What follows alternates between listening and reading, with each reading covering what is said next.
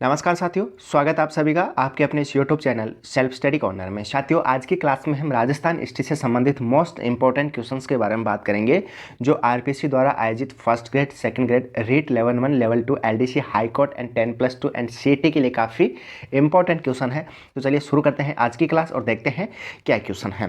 पहला क्वेश्चन है कि वह प्रथम राजपूत शासक जिसने अपनी राजनीति में दुर्ग के स्थान पर जंगल और पहाड़ी क्षेत्र को अधिक महत्व दिया था, वह कौन था। ठीक है, तो वह था रावचंद्र सेन। यानी रावचंद्र सेन, इन्होंने अपनी राजनीति में दुर्ग के स्थान पर जंगल और पहाड़ी क्षेत्र को अधिक महत्व दिया था। क्यों?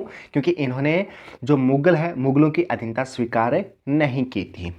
ठीक है, अब रावचंद्र सेन का शासनकाल रहा 1562 से 1581 के बीच में इनका शासनकाल रहा था। और यह मालदेव के तीसरे पुत्र थे। यानी मालदेव के 3 पुत्र थे। सबसे बड़ा था राम सिंह, दूसरा सा उदय सिंह, जिसे हम इतिहास में मोटा राजा उदय सिंह के नाम से जाना जाता है, और तीसरा था रावचंद्र सेन।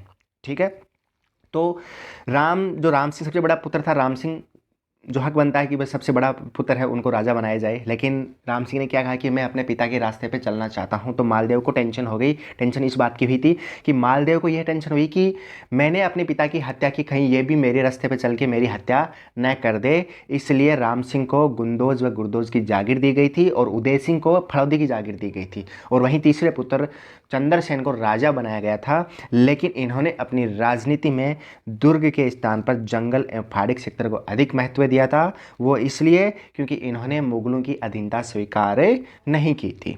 ठीक है, और एक बात का आपको ध्यान में रखना है कि मालदेव को मारवाड़ का प्रथम पितृहंता भी कहा जाता है। ठीक है, और रावचंद्र सेन महाराणा प्रताप का पथ प्रदर्शक यानी पथगामी वो भी कहा गया है। ठीक है, अगला क्वेश्चन है कि किस शासक की मृत्यु पर औरंगजेब ने कहा था कि आज कुफर यानी धर्म विरोध का दरवाजा टूट गया। ठीक है, तो वह था जसवंत सिंह प्रथम। यानी जसवंत सिंह जो प्रथम है, इसकी मृत्यु पर औरंगजेब ने यह कहा था कि आज कुफर यानी धर्म विरोध का दरवाजा टूट गया।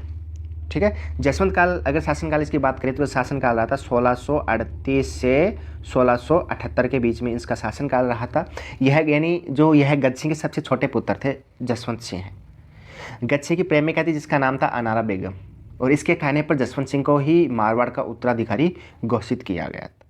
ठीक है, अगला क्वेश्चन है कि सम्राट जहांगीर ने दल थमन की उपाधि प्रदान की। यानी सम्राट जहांगीर है, इन्होंने यानी किस शासक को दल थमन की उपाधि प्रदान की गई थी। सम्राट जो जहांगीर है, इन्होंने दल थमन की किसको दी थी? गद्द सिंह को दी थी।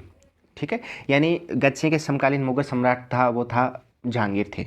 और जहांगीर के पुत्र यानी जो एक पुत्र था खुर्रम यानी शाहजहाँ ने अपने पिता का विरोध किया था, और इस विरोध को दबाने के लिए जहांगीर ने गद्द सिंह को भेजा था, और गद्द सिंह ने खुर्रम का विरोध था उसके विरोध का दमन किया। तब जहांगीर ने खुश होकर गद्द सिंह को दल थमन की उपाधि दी थी। अगला क्वेश्चन है कि सवाई जय सिंह अंतिम हिंदू नरेश थे जिन्होंने जयपुर में अश्वमेध यज्ञ संपन्न करवाया। इस यज्ञ में पुरोहित का कार्य किसने किया था? ठीक है, तो सवाई जय सिंह है वो अंतिम हिंदू नरेश थे। इन्होंने जयपुर में अश्वमेध यज्ञ संपन्न कराया था, लेकिन इस यज्ञ में पुरोहित का काम करने वाले थे वो थे पुंडरीक रत्नाकर। ठीक है, अगला क्वेश्चन है कि रानी उमादे जो इतिहास में रूठी रानी के नाम से प्रसिद्ध है, वह किस राठौड़ शासक की पत्नी थी? ठीक है, तो वह किसकी थी? वह थी राव मालदेव की। ठीक है, राव मालदेव की रानी थी उमादे, जिन्हें इतिहास में रूठी रानी के नाम से भी जाना जाता है। ठीक है, अब उमादे की अगर हम बात करते हैं तो उमादे जैसलमेर के राजा थे। लूणकरण भाटी उसकी पुत्री थी। ठीक है, अब इसे रूठी रानी क्यों कहा गया था? क्योंकि ऐसा माना जाता है कि यह शादी की पहली रात मालदेव से रूठ गई थी और आजीवन रूठी रही। इसी कारण इतिहास में इसे रूठी रानी ही भी कहा गया है। और इन्होंने अपना जीवन यापन कहाँ किया था? तारागढ़ यानी अजमेर दुर्ग में इन्होंने अपना जीवन यापन किया था। अगला क्वेश्चन है कि मदन शाही सिक्के किस रियासत में प्रचलित थे? तो मदन शाही जो सिक्के हैं वह झालावाड़ रियासत में प्रचलित थे। ठीक है, अगला क्वेश्चन है कि महाराणा सांगा की समाधि है। तो महाराणा सांगा की समाधि है वह कहाँ है? मांडलगढ़ में है। अगर महाराणा सांगा की स्मारक पूछे तो स्मारक है बसवा यानी जो दौसा में है। ठीक है, और अगर मृत्यु पूछे तो मृत्यु कहाँ हुई थी? कालसी मध्य प्रदेश में। ठीक है, एमपी में। अगला क्वेश्चन है कि अरुणाचल प्रदेश के पहले ग्रीनफील्ड हवाई अड्डे का नाम बताइए जिसका उद्घाटन पीएम नरेंद्र मोदी जी ने किया है। तो अरुणाचल प्रदेश का जो पहला ग्रीनफील्ड हवाई अड्डा है उसका नाम है डोनीपोलो हवाई अड्डा। ठीक है। अब ये डोनी पोलो हवाईडा यानी राज्य की जो जनजातीय भाषा है, उस राज्य की जनजातीय भाषा में डोनी का क्या अर्थ होता है? डोनी का अर्थ होता है सूर्य, और पोलो का क्या अर्थ होता है? चंद्रमा। एक एग्जाम में यह भी पूछा गया है कि अरुणाचल प्रदेश के पहले ग्रीनफील्ड हवाई अड्डे है, उसका क्या नाम है, और इसका अर्थ यानी जो डोनी पोलो है, इसका मतलब क्या है? तो आपको ध्यान में रखना है, जो राज्य की जो जनजातीय भाषा है, इसमें डोनी का अर्थ होता है सूर्य और पोलो का अर्थ होता है चंद्रमा। अगला क्वेश्चन है कि वह शासक जिसे मुंशी देवी प्रसाद ने राजपुताने का करण की संज्ञा दी थी। ठीक है, तो वो किसको दी थी? वह दी थी राय सिंह को, यानी राय सिंह है, राय सिंह को मुंशी देवी प्रसाद ने राजपुताने का करण की संज्ञा दी गई है। ठीक है, और एक और चीज़ है, एक ये चीज़ है, अगर कलयुग का कारण पूछे, अगर कलयुग का कारण पूछे तो वह कहा जाता है बीकानेर के राव लूणकरण को, क्योंकि वह अपनी दानशीलता के लिए प्रसिद्ध थे। ठीक है, तो आपको ध्यान में रखना है कि राजपुताने का करण किसे कहा गया है? राय सिंह को, और कलयुग का करण किसे कहा गया है? बीकानेर के राजा राव लूणकरण को।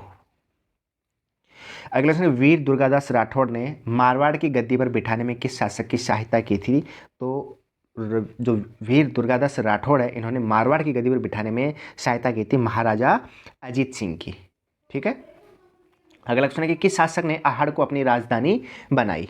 तो अलट है, अलट यानी इतिहास में इन्हें आलू रावल के नाम से भी जाना गया है, अलट को। तो अलट ने इन्होंने अहाड़ को अपनी राजधानी बनाई थी, यानी मेवाड़, अलट मेवाड़ का राजा था, इन्होंने मेवाड़ की राजधानी अहाड़ बनाई, यानी पहले नागदा थी और नागदा से अहाड़ बनाई, और इतिहास में इन्हें आलू रावल के नाम से भी जाना गया है। और मेवाड़ यानी जो इन्होंने मेवाड़ में सर्वप्रथम नौकरशाही व्यवस्था प्रारंभ की थी, ये सबसे मोस्ट इंपॉर्टेंट बात है। कई बार एग्जाम में पूछा गया है कि मेवाड़ के किस शासक काल में, किसके शासनकाल में सर्वप्रथम नौकरशाही व्यवस्था प्रारंभ की गई थी? तो वह मेवाड़ के थे राजा अलट। ठीक है, अगला क्वेश्चन है कि नेपाल में गुहिल वंश की नींव डाली थी। तो नेपाल में गुहिल वंश की नींव डाली थी कुंभकर्ण ने डाली थी। ठीक है, अब देखिए गुहिल वंश की अगर बात आती है तो गुहिल राजवंश है, वो विश्व का एकमात्र ऐसा राजवंश है जिसने एक ही क्षेत्र पर सबसे लंबे समय तक शासन किया है। किसने? गुहिल वंश ने। और गुहिल वंश के जो राजा हैं, उन राजाओं को इतिहास में हिंदुआ सूरज के नाम से भी जाना गया है। ये सबसे अच्छी बात है कि गुहिल वंश के जो राजा हैं, उन्हें इतिहास में किस नाम से जाना गया है? हिंदुआ सूरज के नाम से भी जाना गया है। अगला क्वेश्चन है कि चित्तौड़ में समदेश्वर जो मंदिर है, उसका निर्माण किसने करवाया था? उसको निर्माण करवाया था राजा भोज ने, इसका निर्माण करवाया था। ठीक है, किसने करवाया था? राजा भोज ने चित्तौड़ में समदेश्वर जो मंदिर है, इसका निर्माण करवाया था। अगला क्वेश्चन है कि कांचनगिरी किस दुर्ग का नाम था? तो कांचनगिरी है वह जालोर दुर्ग है, उस दुर्ग का नाम था। अगला क्वेश्चन है कि किसके समय में अफगान आक्रमणकारी नादिर शाह ने दिल्ली पर आक्रमण किया था? तो वह किया था जगत सिंह द्वितीय है। जगत